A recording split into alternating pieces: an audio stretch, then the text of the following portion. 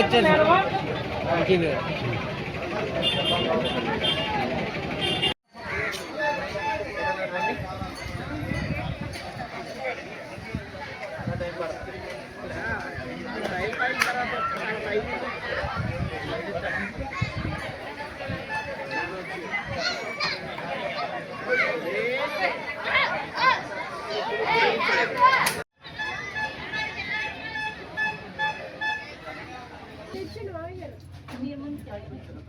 అందుకని ముందు పెట్టి అమ్మ కొద్దిగా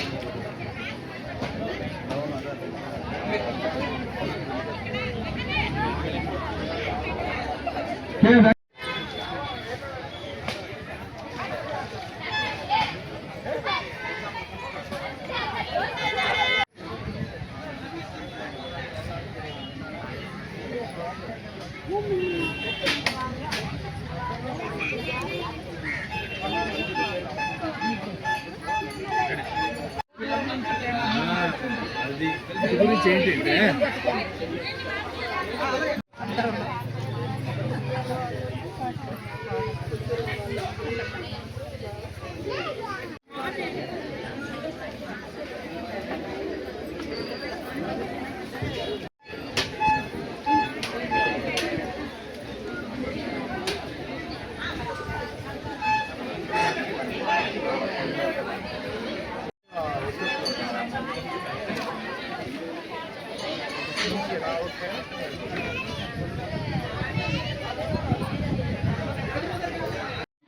కాశీపురం శివరాం ధ్యానంకర్తను నేను.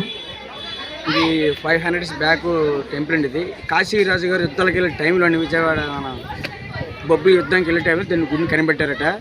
అతను కనిపెట్టాక పూర్వం అయిపోయాక మా మామగారు అమ్మడమ్మ అని ఆవిడ ఇక్కడ సేవ చేసేవారండి. ఆవిడ చనిపోయాక ఆవిడ మరదనటువంటి దొడ్డురామ చేసి సేవ చేసేదండి. ఆవిడ మరణించారు. తర్వాత కాశీ గారు మరణించారండి. ఆ తర్వాత అండి వారసత్వంగా నేను చేసుకుని వస్తాను ఈ గుడిని, నేను చేసుకొని వస్తానండి. ఇక్కడ వచ్చిన జనాలతో వచ్చిన అమౌంట్తో దీన్ని గుడి డెవలప్మెంట్ చేస్తున్నాం. ఇక్కడ పెద్దగా ఆదాయం ఏమీ లేదు. ఏదైనా గవర్నమెంట్ సహకరిస్తే చుట్టూ ప్రహారీ పవన్ వాల్స్ కట్టి దీన్ని అభివృద్ధి చేద్దామని మేము కోరుకుంటున్నాం. అదే మన టూరిజం కూడా స్టూడెంట్ శాఖ ఉంది కదండి, వారు కూడా దీన్ని పట్టించుకొని దీన్ని అభివృద్ధి తీసుకొస్తే వారికి బాగుంటుంది, ఊరు కూడా డెవలప్ అవుతుంది. వాళ్ళు సహకరించాలని మేము మరీ కూర్చున్నాం. యాక్చువల్గా కాశీ అవ్వాలండి. ఇది పూర్తం ఏంటంటే కాకి అట ఇక్కడికి లింగం పట్టుకెళ్ళి కాశీ నడుస్తుందట. అందుకే దీన్ని చికెన్ కాశీని పిలుస్తారు. యాక్చువల్లీ కాశీ అవ్వాలా, అది కాశీ కాదు, ఇది చికెన్ కాశీ. అదే శివుడు ప్రీతి అయింది శ్మశానం, గోస్త అనేది. గోస్త అనేది శివాలయం చుట్టూ శ్మశానం ఉన్నది. గోస్త అనేది ఎదురుగా ఉంటుందండి. అది ఇక్కడ ప్రత్యేకత. దీనికి బ్రహ్మసూత్రం కూడా ఉంటుంది లింగానికి. కాశీలో ఉంటుంది నంది శివలింగం. చెట్టు 500 years బ్యాక్ అండి. అంటే చెట్టు ముందా గుడి ముందని ఎవరు తెలియదు. అయితే నరుకు కట్టిన గుడి కూడా కాదు, దేవతలు కట్టిన గుడి ఇది. ఇందులో 3 చెట్లు, బ్రహ్మ విష్ణు మహేశ్వర, మర్రి చెట్టు, రావి చెట్టు, జువ్వు చెట్టు, 3 చెట్లు ప్రత్యేకత. అదే సరే 500 సంవత్సరాల నుంచి కూడా ఈ గుడి ఆ చెట్టు ఏమీ అలాగే ఉన్నదండి. అది ప్రత్యేకత.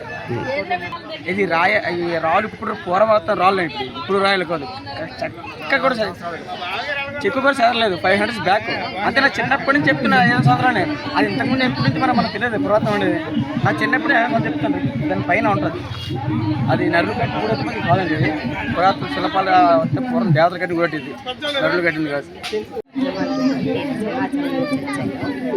ఈ గుడి 400 సంవత్సరాల క్రితమే వెలిసిందని, దాన్ని రావి చెట్టు త్వరలో వెలిసాడని ఆయన చూడటానికి అని వచ్చామండి. అదే శివరాత్రి రోజుని కాకుండా నిత్యం కూడా ఆయనకి నిత్యాభిషేకం, దీపారాధన ఉండాలని, ఆయనకి ఆరాధన జరగాలని, నిత్య పూజలు బాగా జరగాలని ఆయన ఆశిస్తున్నారు. మేము అనకాపల్లి దగ్గర అచ్యుతాపురం నుంచి వచ్చాము. ఇక్కడ కాశీపట్నం అని ఒక శివలింగం మర్రి చెట్టు త్వరలో ఉంది. కాశీకి వెళ్ళి వస్తే ఎంత పుణ్యమో ఈ శివాలయాన్ని కూడా వచ్చి దర్శనం చేసుకుంటే అంతే పుణ్యము. ఇక్కడ కూడా అక్కడ కాశీ నది ఎలాగుందో ఇక్కడ కాశీ గోస్థానం ఏంటి సార్ అది గోస్థాని నది ఉంది. అక్కడ కలిగే పుణ్యమే ఇక్కడ కలుగుతుంది. అక్కడ నుంచి ఇక్కడికి ఒక నెల రోజులు కుక్కను పంపించారంట, అదే జర్నీ చేశారట. అది ఒక నెలకి అక్కడికి చేరుకుందంట. సేమ్ అదే వాటర్ అదే పుణ్యం కలుగుతుంది ఇక్కడికి వచ్చి దర్శనం చేసుకుంటే. Okay, thank you. రాజుగారు వేటకు వచ్చినప్పుడు ఈ శివుడిని దర్శించారు. దర్శించిన తర్వాత అప్పుడు గుడి కట్టారు. కట్టిన తర్వాత చెట్టు వెలిచింది. ఇది ఇప్పుడు అప్పటిది కాదు, స్వయంభూ లింగం. వేల సంవత్సరాలు దీనికి ఆపోజిట్ శిల ఉంటుంది, ఏకశిల. ఒక మునీశ్వరుడు ఎలాగా చూస్తున్నట్టు కొండవైపు ఉంటుంది. కావాలంటే మీరు వెళ్ళి చూసుకోవచ్చు. అక్కడ సిద్ధులు ఉన్నారు అందులో. ఇక్కడ 18 అడుగుల నాగరాజు వచ్చి సూక్ష్మంగా వెళ్ళిపోతాడు. అది కళ్ళారా చూసింది నేనే రాత్రిలో పూజ చేసిన శివార్పణ.